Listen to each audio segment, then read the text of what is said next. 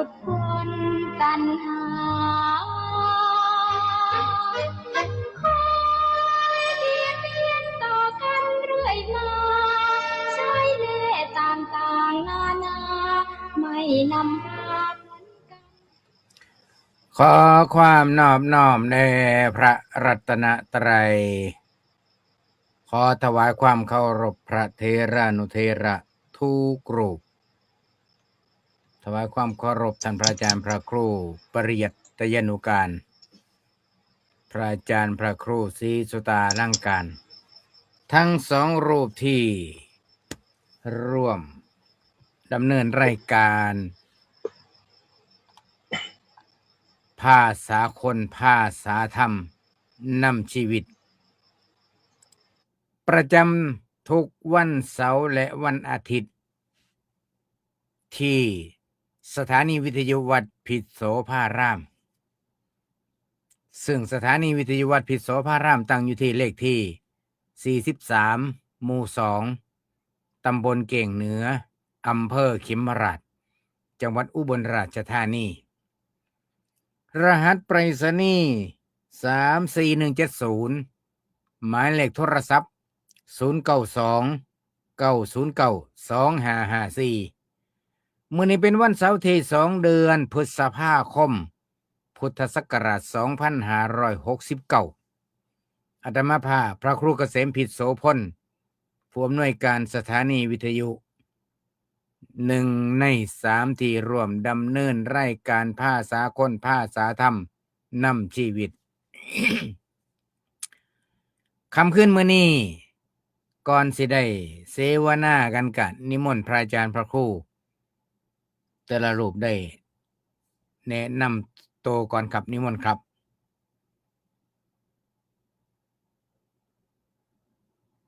น้อมต่อพระรัตนตรัย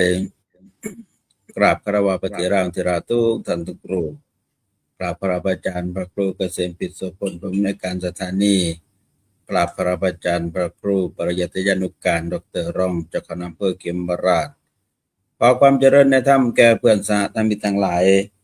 เจริญพรญาติโยมสาธุชนทั้งหลายทุกท่านทุกคนที่ติดตามรับฟังรายการภาษาคนภาษาธรรมนำชีวิตมื้อนี้กับผมอาตมาภาพพระครูศรีสุตาลังการมาร่วมรายการทำหน้าที่เป็นปกติครับผม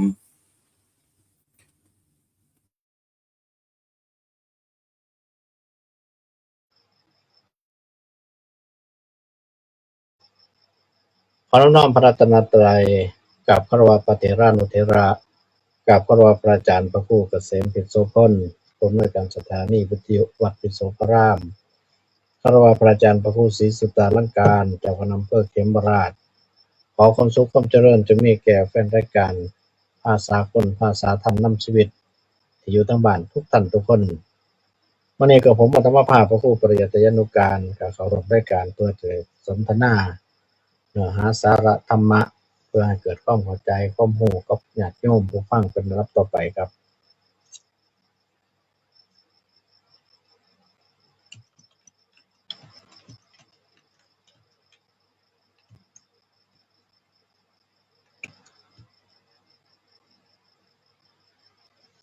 โอ้มีเสียงหรอบัดเป็นยังไงนอกบัดเนาะการเวลาผ่านมาหลายวันตั้งแต่วันที่22 จนมาถึงปัจจุบันบ่ได้เข้าทำรายการไปร่วมงานพระราชทานเพลิงศพพระครูปริยัติพระครูจริยสารธรรมเจ้าอดีตเจ้าคณะอำเภอหน้าดวงกับพกอุปกรณ์ไปว่าสิไลฟ์สดก็เฮ็ดหยังบ่ได้เพราะว่าบ่มีสัญญาณโทรศัพท์สัญญาณโทรศัพท์อยู่จุดนั้นนั่นหาฟังเสียงจักจั่นหาง่ายกว่า พอขึ้นโทรศัพท์นี่ลำบากแต่ว่าวัดป่าจริยธรรมเพิ่นคือไลฟ์สดได้ซั่นน่ะคันโยมสิถามเพราะว่าวัดป่าจริยธรรมนี่จะต้องเอาสายระบบอินเทอร์เน็ตสายรายเดือนลากสายเข้าไปนะมันก็ใส่ได้ แต่โทรศัพท์มือถือนี่ลำบากถือไปก็นักทงโทรหากันก็ยากนะ อยู่ในบริเวณแถวนั้น ฮะอาจารย์พระครูประหยัดสงสัยอยากถามเรื่องหยังเป็นหยังคือไปที่หึงนี่ตั้งแต่22จนฮอด20เท่าไหร่จนฮอดวันที่ 1 ครับผม ยิ่งเง่า ก็ได้ทราบข่าวแรกๆก็ว่าสิเดินทางร่วมเจ้าคณะอำเภอไปนำกัน แต่ว่าก็เลยท่านั้นท่านี้ผัดติดทั้งฝ่ายโรงเรียนเพื่อจะไปทัศนศึกษา ผมก็เลยขอตัวลงไปทั้งภาคตะวันออก ก็เลยบ่ได้เดินร่วมเดินทางนำเพิ่น อืม แต่ว่ามื้อเดินทางไปบัดนี้ ผมออกเวลาก็เที่ยงคืนกว่าๆนี่แหละเกือบฮอดตี 1ปรากฏว่าออกจากวัดไปแล้วฝนแห้งกับฝนตกน้ำเจิ่งนอง ก็เลยคิดว่าโอ้เป็นจั่งใดน้อทั้งเพิ่นจังว่าแต่ว่าก็อยากสอบถามว่าในงานพระราชทานนี่ครับขรุขระบ่หรือว่าเรียบร้อยทุกอย่างครับผม อ๋อคือถามขัดแท้วะ คืนนั่นคืนพระอาจารย์พระครูศรีเดินทาง 29 29แม่นคืน ครับยุคเก่าครับ ครับ 29กำลังอยู่ในพิธีอยู่ในพิธีงานสวดอภิธรรมแล้วก็มีบรรยายธรรมคืน29นั่นล่ะสิมีการบรรยายธรรมสอดแจ้งปรากฏว่าธรรมชาติบ่เอื้ออำนวยแล้วก็มีฝนมา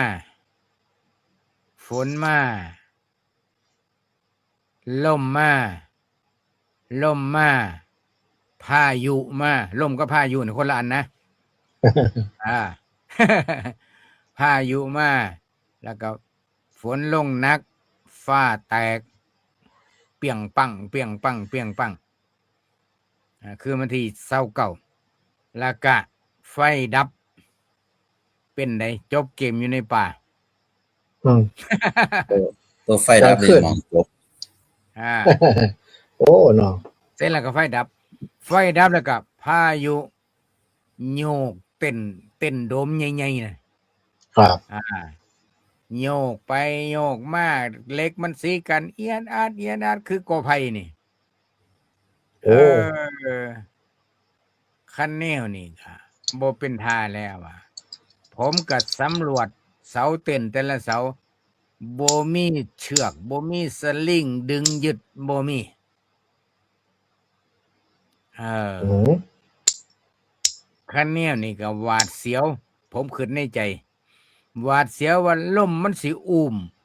เต้นโดมนี่แว่มไปแล้วก็เฮาก็สิได้นั่งตากฝนอยู่กลางเดินคิดว่าตากก็ตากวะ แนวสิเปียกก็โตเจ้าของนี่ล่ะสิเปียกยามสิเปียกโทรศัพท์สิเปียกเปียกก็โซทิมว่ะคิดในใจคิดไปได้นี่เสร็จแล้วก็งวกซ้ายงวกขวาตอนไฟบ่ทันดับนี่ผมก็ยังย่างในบริเวณจักว่า2ว่านี่น่ะ3ว่าไปเบิ่งเสาเสาเต้นนี่มันบ่มีอิหยังลัดใส่กับพื้นที่บ่แทนที่ว่าสิมีเสือกมัดใส่ติดกับเสาโบสถ์นะเสาโบสถ์ที่ตั้งไว้แล้ว112เสาแทนที่ว่าสิมัดขาเต้นใส่หั่นน่ะบ่มีเสือกมัดจักกันครับ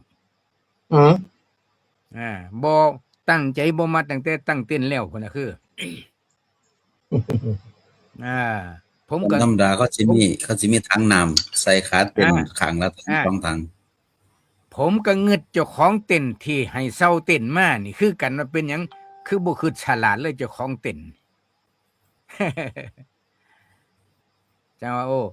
ลมแห้งฝนตกไฟดับ แต่ว่าสิ่งหนึ่งก็คือว่า พระลูกหนีจากที่นั่นบ่ได้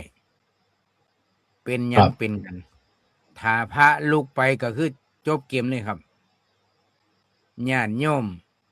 สิมีความรู้สึกจังได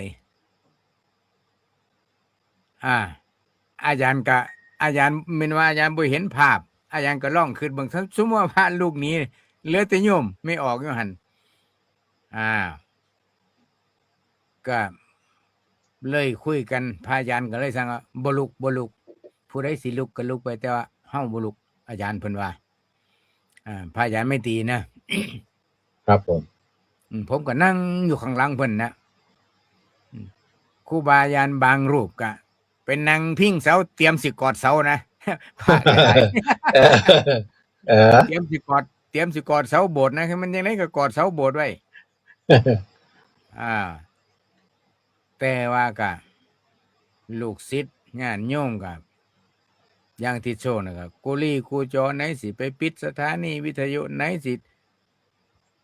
กล้องไล่สดถ่ายทอดสดก็ตากฝนไว้ผมก็เจ้าของกล้องไปใส่คือบ่เก็บกล้องที่ไหนได้ไปปิดสถานีวิทยุจากสถานีวิทยุไปหม่อง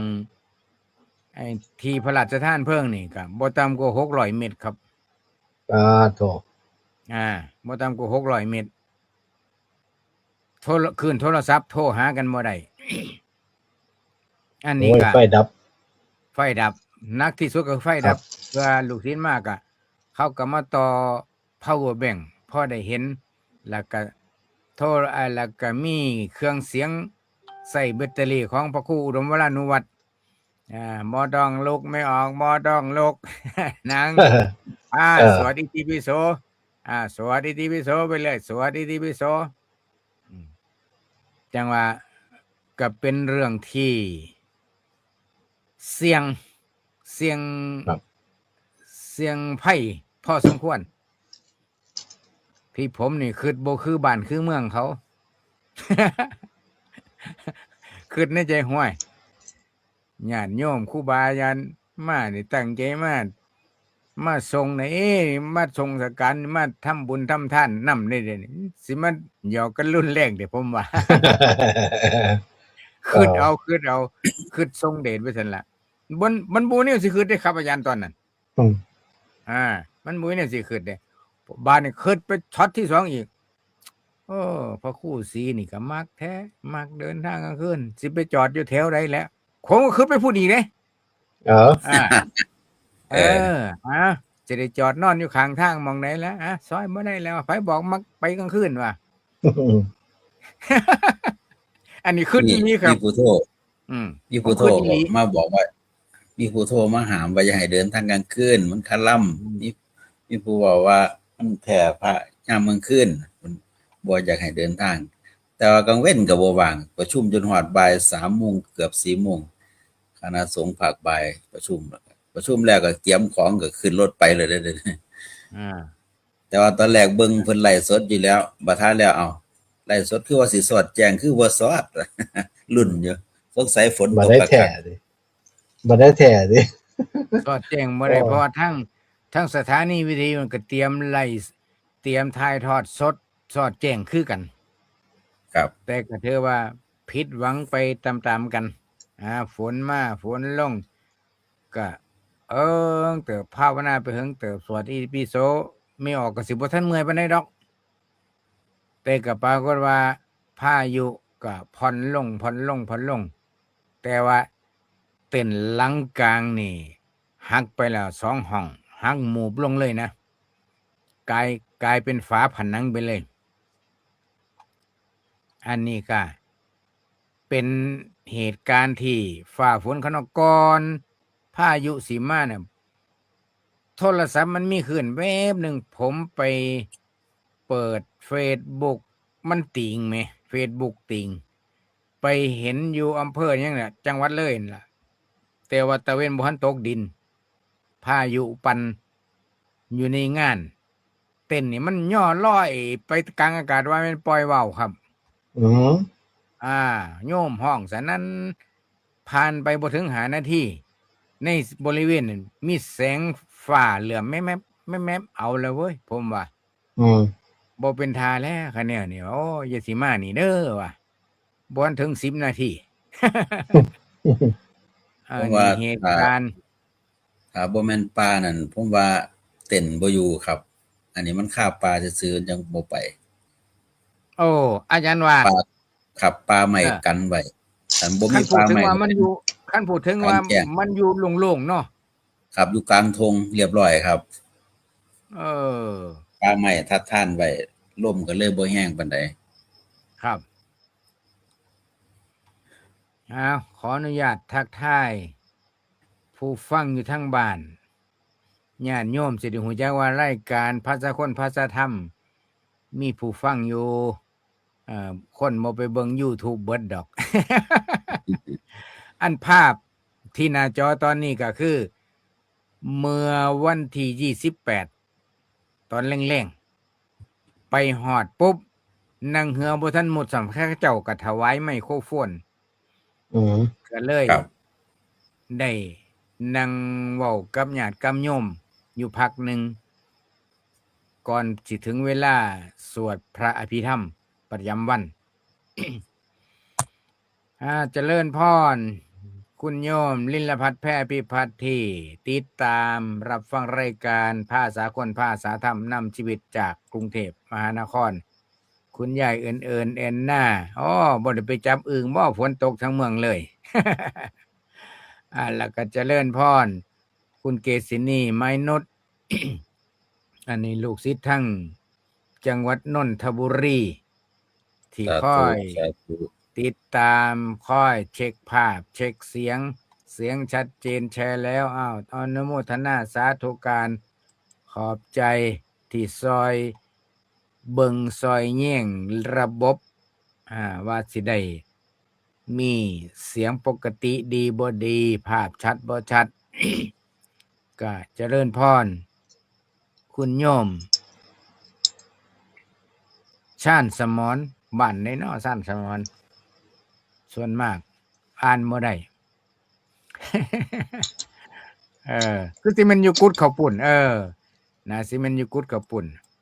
กุดข้าวปุ่นก็เขียนภาษาไทยโลด จันสมร ก็ถวายความเคารพท่านพระครูวิมลสุตตะสุนทรจอตอตระกาศแสดงว่าอยู่ดีไม่แห้งเนาะทั้งศรีสะเกษใกล้สิได้ฮอดยามไปเยี่ยมยามหมกทุเรียนน่ะเด้นี่ จันทเฉลิมบ่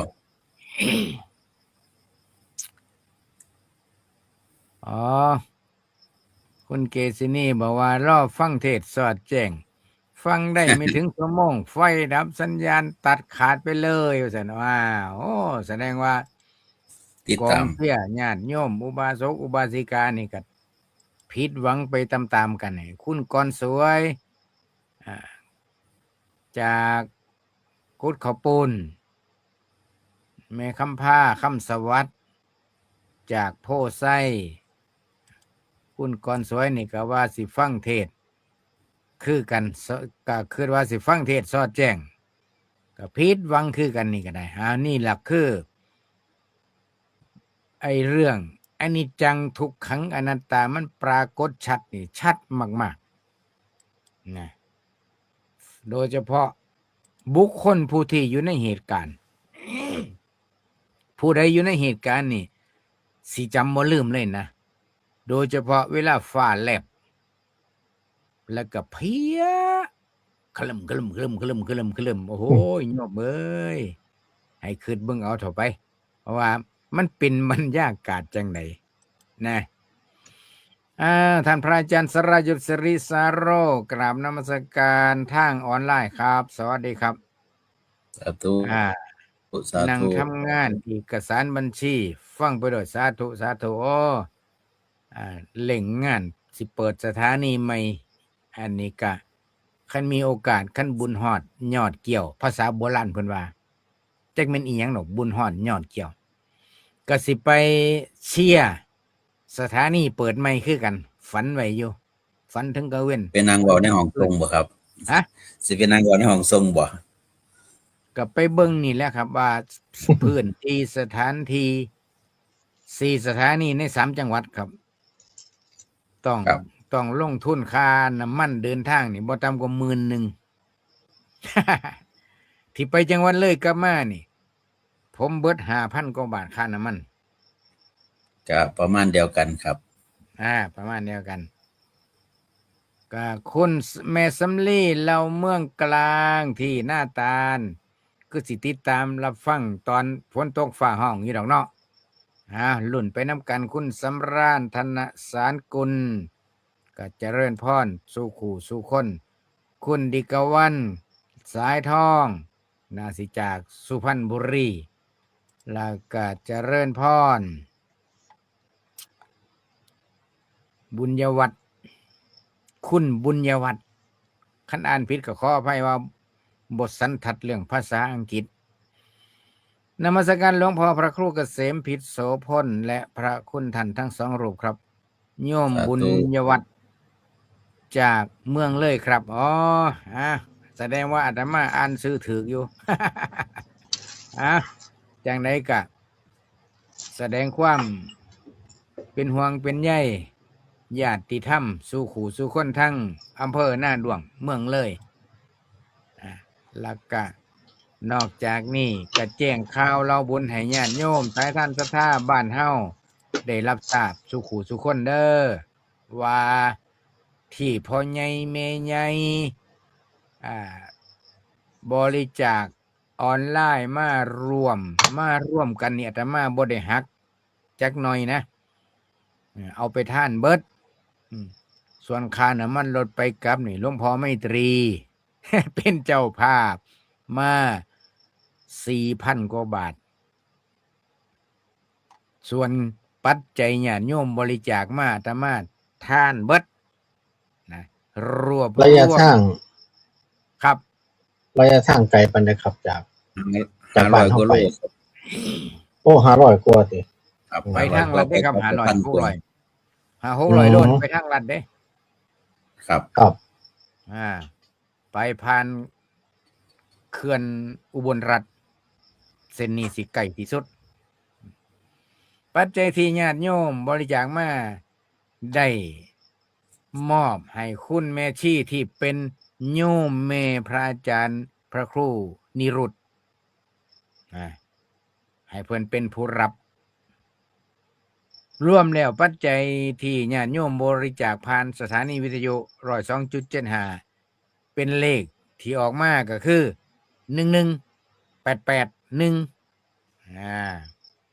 11881ก็ให้ญาติโยม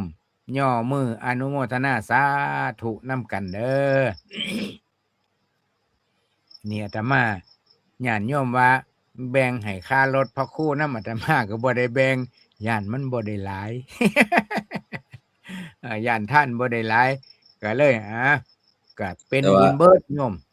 แต่ว่าออนซ่อนโรงทานครับอาจารย์ผมก็ไปเฮ็ดโร เป็น ง จัง ทาน ได นำ อาจารย์พระครูศรีภูไปเห็นเหตุการณ์ล่องเล่าเบิ่งดู ผมก็มีญาติธรรมรวมบุญโรงทานประมาณ 2,000 กว่าบาทนี่แหละครับบ่ได้หักค่าน้ำมันคือกันทุ่มใส่โรงทานเบิด ที่นี่ก็โรงทานทั้งกาแฟสดทั้งน้ำดื่มน้ำส้มน้ำหวานเป็นอาหารการฉันนี่แบบเหลือเฟือถึงคนหลายเกือบ 2,000 แต่ว่าโรงทานก็หลายย่างรอเบิ่งมีซุมุมครับโรงทานจะแม่นคนฮักคนคิดฮอดคนสงสารเพิ่นคือตามที่พระครูโดมเพิ่นวิเคราะห์ให้ฟังว่าผู้ที่ไปนี่ไปงานพระครูเพิ่นนี่1สิโตน2ฮักครับ2อย่างนี่แหละเป็นเหตุให้คนหลายครับทั้งพระทั้งโยมไปร่วมงานทั้งไปเป็นเจ้าภาพโรงทานไปเป็นเจ้าภาพงานจตุปัจจัยทุกอย่างอันนี้คือเป็นประวัติศาสตร์เพิ่นเห็นพระในเขตจังหวัดเลยบอกว่าที่มีพระมีโยมหลายที่สุดคือพระครูจริยไสยธรรมนี่เป็นเหมือนประวัติศาสตร์เลยว่ามีพระหลายคนหลายไปร่วมงานแต่ที่ผ่าน ประ มา มาณ บ่เคย ได้บ่ครับว่าประมาณเท่าไหร่ 2,000 ขึ้นอยู่ครับที่ เฉพาะ เฉพาะรวมพิธี พระ เด้ ราชทานเพิ่งนะครับ เฉพาะ แม่น มือพระราชทานเพิ่งคนหลักหมื่นครับ ครับผม หมื่นอัพกับหมื่นอัพ เพราะว่าโรงทานนำเดผู้เจ้าภาพโรงทานนู่นนั่นเนี่ยก็ไปรอเบิ่งแล้วโอ้โหตอนแรกว่ามันอยู่ในพิธี 2,000 ไปเบิ่งทางนอกมันหลายกว่าหันอีกรอบนอกครับหลาย สิ่งที่ผมเห็นแนวหนึ่งเอาอาจารย์พระครูประหยัดครับ อาจาร ครั ย์ บ ล ผ อง ม วิเคราะห์เบิ่งดูว่า เป็นหยังคนคือฮัก คนคือศรัทธาพระอาจารย์พระครูนี่ลดหลาย ในเมื่อฮู้แล้วว่าคนฮักคนศรัทธาหลาย หนึ่งก็เกี่ยวกับงานครับ ครับ เพราะว่าเพิ่นเป็นผู้ทำงาน แล้วก็ทำงานเชิงรุก ก็เกี่ยวกับทางสถานีบรรยายธรรมนี่เพิ่นก็ไปตลอด มีงานไสเพิ่นก็ไป มีงานไสก็ไป คนก็ฮู้หลาย อย่างเช่นที่ผมก็เพิ่งพ้อเพิ่นอยู่นี่แหละครับ อยู่บุรีรัมย์ตอนนั้น ครับ ก็ไปคุยกับเพิ่นอยู่หน่อยหนึ่งก็จะว่า เพิ่นเป็นผู้มีอัธยาศัยใช้ได้ครับ บ่ถือโต ครับ ครับ แล้วก็การเว้าการจานี่ถือว่าเรียบร้อยครับ ก็เลยว่า เพิ่นนี่ก็แนวนี้ก็ถือว่าญาติโยมก็ศรัทธาที่อกที่ใจนำ บัดถ้าคันเป็นหยังมาแนวนี้บัดนี้ โยมก็ติดตนแหล้วเฮ็ดจั่งใด ครับ ติดตนเพิ่น เสียดายเพิ่น สงสารเพิ่น ก็ไปช่วยงานเพิ่น ผู้ที่เป็นลูกศิษย์ลูกหาลูกศิษย์ลูกเรียนก็ไปบัดนี้ มันก็เลยหลายขึ้นนะครับ อา จังว่าแนวผมประทับใจเด้อาจารย์บัดนี้ ครับ ผมประทับใจที่ผมสังเกตเห็น แล้วผมคุยกับเพื่อนพระอยู่รูปหนึ่ง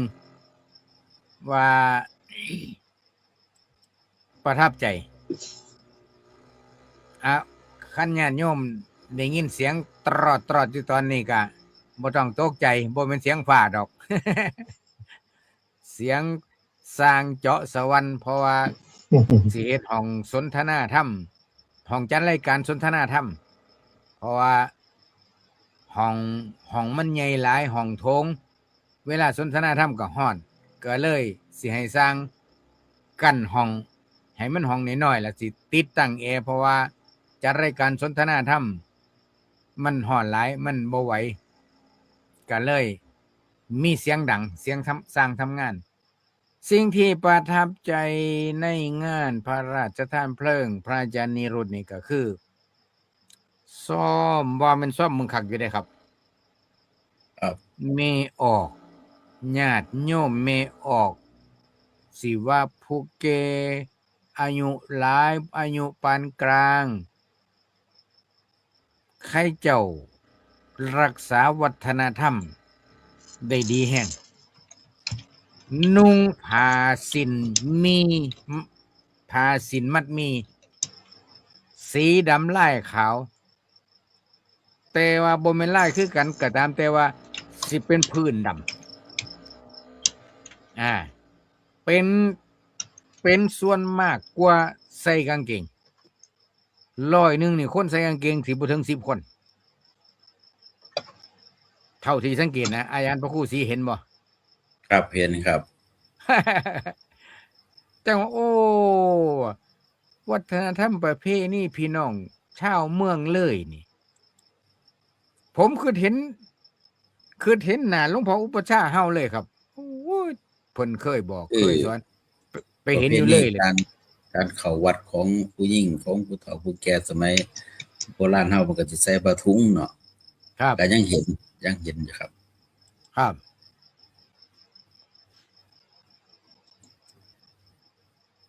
อันนี้ก็เป็นวัฒนธรรมที่เจริญหูเจริญตาแล้วก็น่าอนุโมทนากับออกตนญาติโยม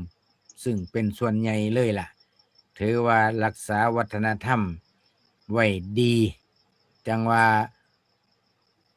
ก็ดีอกดีใจ ส่วนนี้คือดีใจนำชาวบ้านที่พากันปฏิบัติ รักษาวัฒนธรรมท้องถิ่น ครับ ไว้อันนี้ดีใจนำข้าเจ้า เพ ภา ราะฉะ ษา นั้น เด็ก อ่า ภาษาการเพิ่นแต่งกลอนแล้วก็เอามาล่ำสรรเสริญยกย่องพระครูนิรุตกับทั้งรองผอ.ที่เป็นเจ้าของเสียงเพลง แต่ละเพลงที่ออกสถานีเพิ่นก็มาร้องสดถวาย ครับ มายกย่องสรรเสริญ โดยการเสียงทั้งเบิดที่นั้นมีแค่ถวายเสียงทั้งเบิดเป็นการ ครับ ทำบุญ แต่ว่ามีเอกลักษณ์อันหนึงก็คือว่า ลำมวนบ่ได้สุดท้ายก็มาหันแนวคือเก่าอยู่กำลังแต่สิอินในเรื่องราวที่เพิ่นสรรเสริญย่องๆสุดท้ายมาหันแนวก็เลยกลายเป็นอ่าเศร้า เป็น เศร้า คำสอย เศร้าอิน อืม เป็นคำอุทานหรือเป็นคำหยังหันแนวนี่ เป็นคำสอยคำหยังนี่ละ ครับ ก็ได้จังว่านี่แหละหมองหนึงเด้อาจารย์พระครูปริยัติครับ ครับผม ผมก็ได้เว้าน้ำญาติน้ำโยมผู้ที่อยู่ในเหตุการณ์ผู้ที่นั่งฟังอยู่ในอุโบสถคืนวันที่30นั่งสนทนากันกับหลวงพ่อเพิ่นผู้เพิ่นรักษาการเจ้าอาวาสวัดป่าจริยธรรม สนทนากันได้ทุ่มหนึ่งไปถึง2 ทุ่มได้เว้าน้ำโยมเว้าให้โยมคิดว่าการเกิดแก่เจ็บตายเป็นเรื่องธรรมดา อืม ผู้ใดก็เว้าว่าเรื่องเกิดแก่เจ็บตายเป็นเรื่องธรรมดาแม่นผมก็บ่เถียงก็เป็นธรรมดาแต่ว่าจิตใจคนเฮานี่มันบ่ธรรมดาอาจารย์ เพราะมันธรรมดาบ่ลงมันธรรมดาบ่ลงเพราะหนึ่งเสียใจเสียดายสังเวชสลดหดหูเหงาหงอยเศร้าซอยค่อยเงียง เรืออาจารย์พระครูศรีว่าจังไดครับ ครับคือความเป็นจริงก็คือความเป็นจริงแต่ว่าในฐานจิตของปุถุชนนี่ ถึงจะโหว่าความเป็นจริง แต่ว่าความโศกเศร้าเสียใจนี่ มันอัดอั้นกันไว้บ่อยู่บ่ได้ ครับ ก็คือยังอินในเรื่องราวยังคิดฮอดยังเสียดายยังอะไรอาวรณ์นี่เป็นเรื่องปกติของปุถุชน แต่ว่าความเป็นครับ มันเลย ก็ บ่ธรรมดาสำหรับเฮาวันนี้ ครับ คือการที่ไปร่วมงานไปทำบุญทุกอย่างเกิดจากความหักความอะไรความผูกพันทั้งเบิดถึงหากว่ารับความเป็นจริงบ่ได้ยังคือหอดคิดถึงอยู่ การไปแสดงออกการไปทำบุญนั่นแหละคือเป็นการได้ถ่ายทอด ให้เห็นว่าจากบ่สามารถจะทัดทานความเป็นจริงได้สิ่งใดสิเฮ็ดได้บัดนี้ ครับ ทั้งไปจัดสถานที่ทั้งไปเฮ็ดโรงทานทั้งไปซอยงานทั้งไปทำบุญนั่นคือออกจากที่อัดอั้นตันใจหรือว่าความหักความผูกพันบ่สามารถที่จะกั้นหยุดความเป็นจริงได้มีอย่างเดียวก็คือการไปร่วมงานบุญไปทำบุญนำครับ ครับจังว่ามือสุดท้ายคืนสุดท้ายคืนวันที่30มีลูกศิษย์ที่เคยมางานเทศน์สอดแจ้งอยู่วัดพิษโสภาราม ครับ มาทั้งมาจัดงาน2 ครั้งก็มาถึง2 ครั้งไปกราบแล้วก็ที่แรกก็คือว่าเพิ่นแก้ขี้ตา บ่แม่น บ่ได้แต่มันเส้นน้ำตาโอ้ยหลวงพ่อครับบ้านเพิ่นว่าบ้านนี้ผู้ใดสิพาไปหาหลวงพ่อบ้านเพิ่นว่ามันก็มันสิยากล่ะเฮ็ดจังได๋เพิ่นน่ะอาจารย์บ่อยู่เอ้าก็ขับรถไปเองแหละบ้านนี้ว่า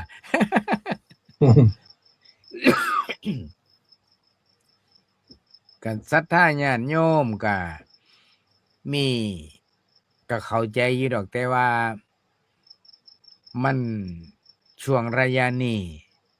กว่าสิทำใจได้มันก็ต้องใช้ระยะเวลาจักหน่อยใช้ระยะเวลาบ่ว่าไผเพราะว่าอย่างผมเองนี่ก็เคยผ่านตั้งแต่พูนที่จื้อได้แม่ใหญ่เสียพ่อใหญ่เสียแม่ใหญ่เสียปู่เสียมาแล้วก็มาพี่อ้ายพี่นางหน้าบ่าวหน้าสาวมาพ่อเสียถ่ายมาก็มาแม่เสียญาติผู้ใหญ่เสียป้าลุงเอาน่ะบ่าวเสีย โอ้คันพูดถึงว่าคันเฮาบ่ทำใจนะอาจารย์พระครู ครับ แต่เฮาทั้ง3รูปนี่คันแม่นว่าเฮาบ่ทำใจนี่แม่นว่าทำได้บ่ได้ มันก็ต้องทำหั่นนะต้อง ครับ ฝึกแล้วก็ผ่านไปให้ได้ด้วยความเรียบร้อยให้ได้อย่างพระเดชพระคุณหลวงพ่อเฮาเพิ่นละสังขารนี่ผมจนบ่ไปอันบอกง่ายๆว่าคันสิเว้าไปอย่างหนึงเกินว่าหน้าที่ควรทำคือบ่ทำก็สิมีผู้ว่าให้ผมอยู่นะแต่ตอนนั้นก็คือว่าที่มันทำบ่ได้ทำหน้าที่บ่ได้บางอย่างนี่เพราะว่าเฮามันอยู่ในวังวนเว้าภาษาไทยบ้านเขาไว้มันอยู่ในวังวนที่เสียอกเสียใจเสียดายจังซั่นนะครับ ครับ และเลยบ่เป็นจักอีหยังเป็นหน้าที่ตอนใดเวลาใดจักสิเฮ็ดจังไดมันก็เลย ไปเลยนะ ครับ จังว่าช่วงระยะเวลานี้เป็นเวลาที่ต้องการพี่เลี้ยงต้องการกำลังใจ ต้องการที่ปรึกษา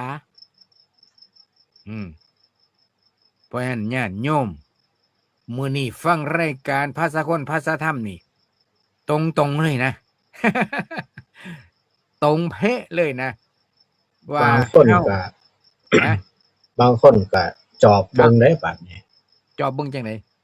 จอบเบิ่งคือเบิ่งครูบาอาจารย์นี่ละ อ่า จังช่วงงานพระเดชพระคุณหลวงพ่อใหญ่เฮานี่เพิ่นก็จอบเบิ่งครูบาอาจารย์ผู้นั้นผู้นี้ไปสิมีน้ำหูน้ำตาพุ่นน่ะ แล้วก็ไปบอกกันเห็นผู้นั้นให้ออกเสียงเลยเว้ยพุ่นน่ะ เออ ผู้นั้นซึมพุ่นผู้นี้ซึมผู้นั้น นั่งตาแดงพุ่นน่ะ ผมก็เลยว่าผู้ใดล่ะให้ออกเสียงโอ้ยแต่ผู้อยู่ใกล้ชิดเพิ่นนั่นแหละว่าซั่นผู้ใดเนาะผู้อยู่ใกล้ชิดเลยแท้น้องนกท่าครับ น้องนกท่านี่เบรกบ่อยู่เลยครับ เห็นโยมส่งเสียงออกเบรกบ่อยู่กึกเลยอันนี้จังว่าเพิ่นว่าโอ้ยบัด สาเหตุที่ผมบ่เข้าใกล้ชิดมากกับเพราะว่าย่านเบรกบ่อยู่นี่แหละครับ เออผมก็เลยทำเป็นเป้อๆเปิ้นๆอยู่ห่างๆแบบบ่รู้ประสีภาษาไปซั่นนะนี่คือวิธีการ ไปกบเกลื่อนนี่มีวิธีกบเกลื่อน ทำใจของผมตัว วิธีการทำใจของผม วิธีกบเกลื่อนบ่ให้มันแสดงออก แต่ว่าก็พยายามแต่ว่ามาปีนี้เด้อาจารย์ว่าผ่านมา13ปีเด้ครับ ครับ ปีนี้ผมตอนบุญพระเวทผมยังเข้าไปศาลาที่เพิ่นเทศน์พระเวท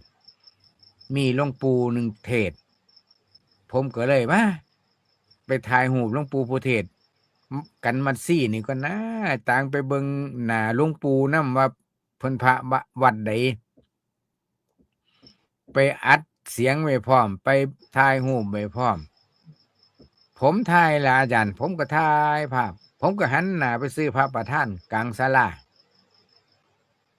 แนมไปน่ะเห็นแต่พระสิมาเทศน์อ้าว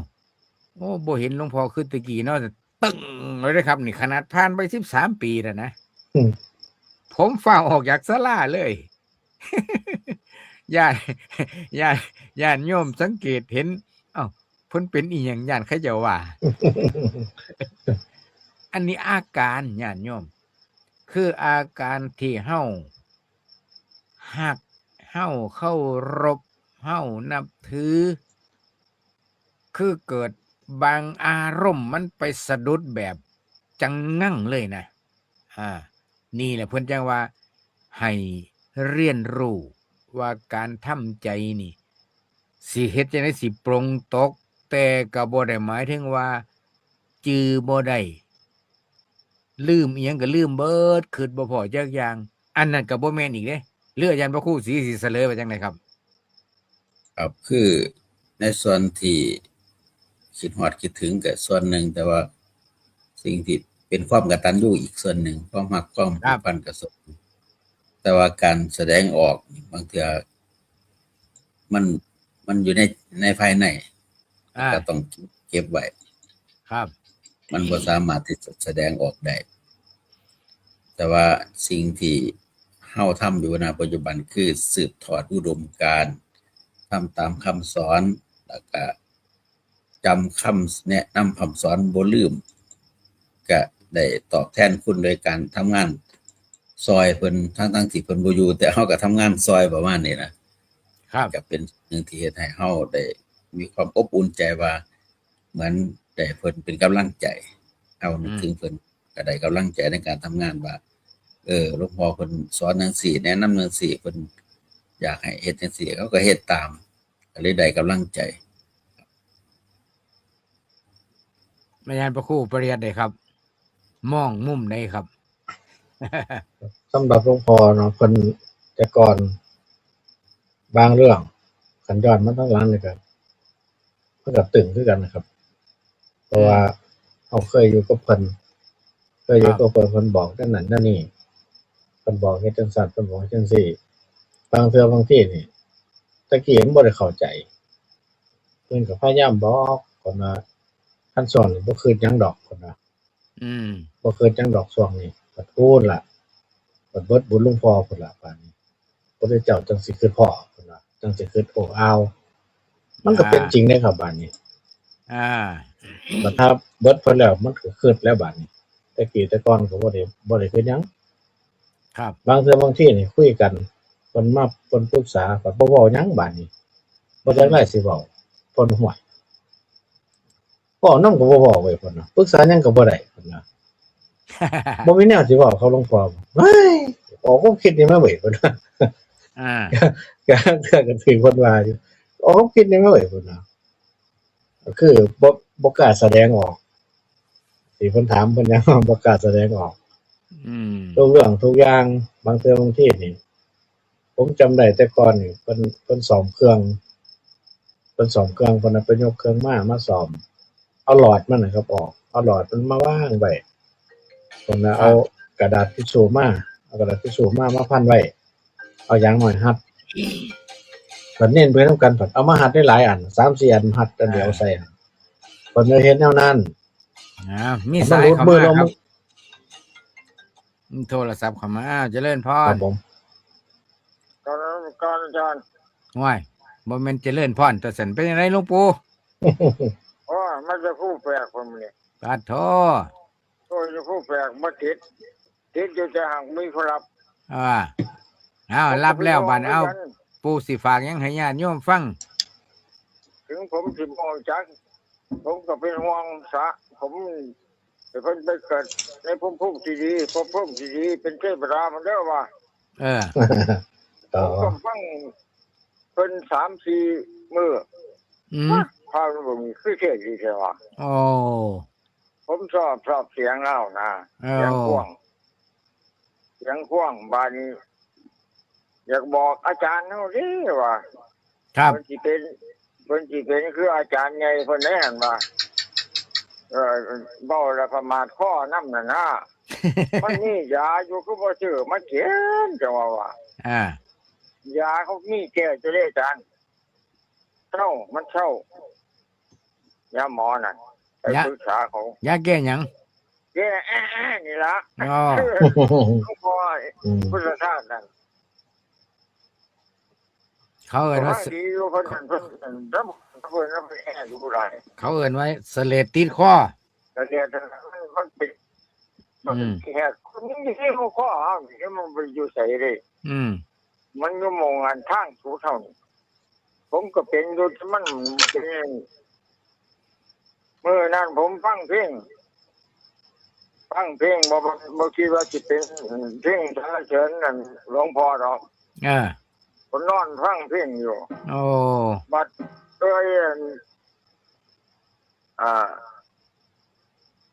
พระครูเกษมวิศโสพลเขาหลอกมันน่ะผมบ่หนาวน่ะแก่ขึ้นไม่ยังงอมันนี่ว่าผมบ่หนาวน่ะแก่นี่แก่ขึ้นมาฮอดหัวเข่านี่วันนี้ผมก็เลยฟังไปเรื่อยๆครับเอาแล้วปวดหัวแล้วบาดผมปวดหัวนี่ผมบ่ได้นั่งสมาธิบ่2 มื้อนึงคือสิปวดว่าพอจอดไว้3 ปวดเลยมื้อนี้บ่ปวดเลยจ่ายไปเลยโอ้ โอ้ เออ หลวงพ่อใหญ่นี่สำคัญอยู่ สาธุสาธุ โอ้สุดยอดเลยเอาเรื่องว่ะมันไม่ต้องมาทางว่ะ อืมอ มัน ยู่ ก็ ดิ มาส่งไปที่แรกว่าสิส่งไปเถึงคุณไปหาหนวดขาอยู่เงินก็มีอยู่ บ่เป็นหยังปูบ่ต้องซีเรียสสะดวกยามใดก็จังถวายสะดวกยามใดก็จังทำบุญ สิได้จ่ายไป2 เดือนนี่ต่อไปสิว่าจ่ายเดือนที่แล้วนี่มาจ่ายอีกเป็น2 เดือนโอ้ยหลวงพ่อใหญ่เฮ็ดเท่าแล้วว่ามันปวดหัวกินยาหยังก็บ่เศร้าหลวงพ่อใหญ่เพิ่นบ่ลงโทษไผดอก อ้าวอยู่ดีมีแห้งเด้อ ครับ อยู่ดีมีแห้งนอนรับฝันดีสุขภาพ กูอยู่ไสล่ะหัน ได้ถามลูกเป็นห่วงอยู่ได้กูสี อืม โอ้ อยากจะเป็นห่วงอยู่ยังสิให้อยู่บ่ทันให้อยู่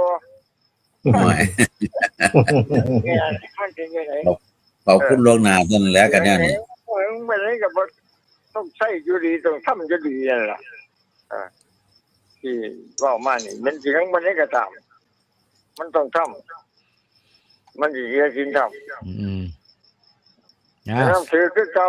อ้าวโชคดีปูโชคดี ครับผม สาธุ อืม ปูอยู่ไสฮะ หลวงปู่อุดร FC ตัวยง ติดตามรายการสถานีวิทยุประจ ครับ ำแล้วก็ทำบุญเป็นเจ้าภาพรายเดือนย่านสถานีโมดังเกิดเพิ่นก็ทำบุญเป็นเจ้าภาพรายเดือนละ200 บาท สาธุ ก็ สาธุ ญาติโยมก็ได้ยินได้ฟังนะการนี้พระหลวงปู่เด้นี่สุขภาพก็คือว่านั่นแหละเพิ่นก็ผู้สูงอายุก็เที่ยวไปหาหมอ แต่ว่าบุญ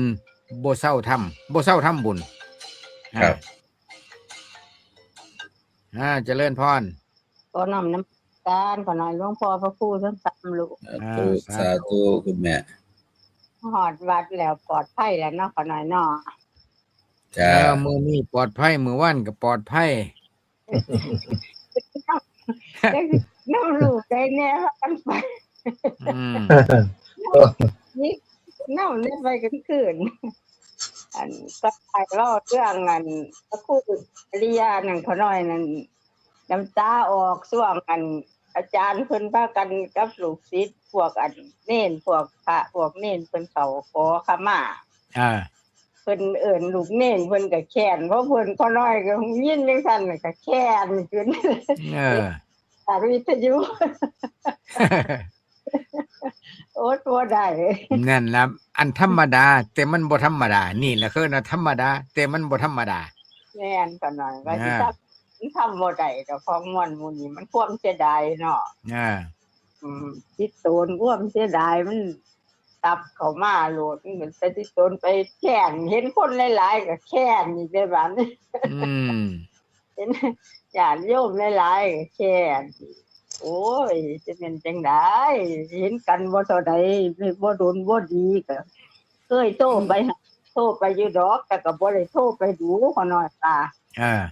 ไปผูกพันแต่มาไปสิตูนแต่มาไปเสียดายแท้ก็จมอยู่ผู้เดียวเจ้าของ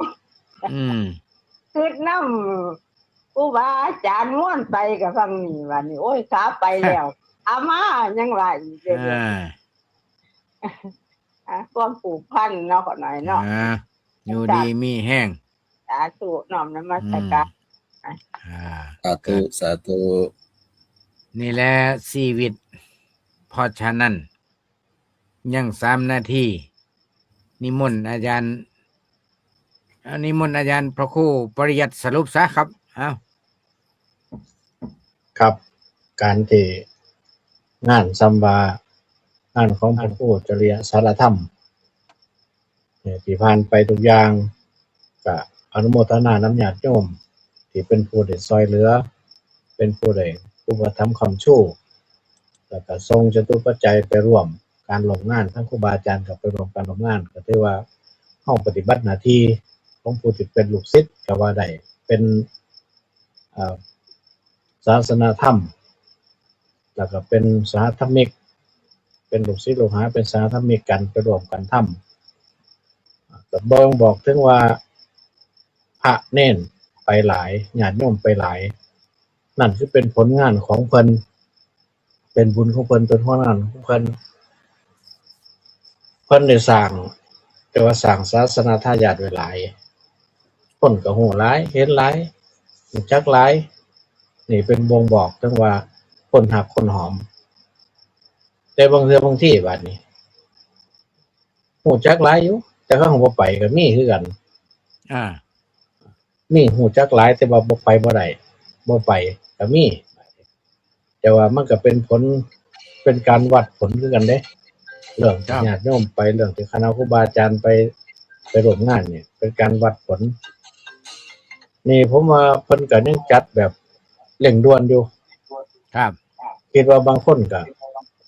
บ่ลงตัวเขาฟังบ่ลงตัวว่างานบ่ได้ก็เลยไปบ่ได้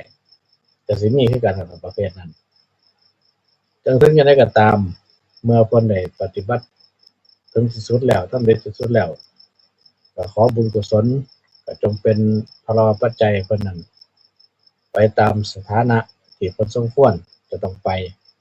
เฮาก็เพียงแต่ว่าไปส่งบุญไปถวายบุญถวายคุณนำเพิ่นกับเอาบุญกุศลนำเพิ่นหางสุดท้ายครับผมก็เป็นว่าเวลาเบิดเวลาขออนุโมทนานำทุกท่านทุกคนที่ติดตามรับชมรับฟังทุกท่านทุกคนรายการภาษาคนภาษาธรรมนำชีวิตในค่ำคืนมื้อนี้เบิดเวลาอาตมาภาพทั้ง3รูปก็ขออำลาพาจากศรัทธาญาติโยมไปกะจังติดตามรายการธรรมะก่อนนอนในลำดับต่อไปก็ขอเจริญพร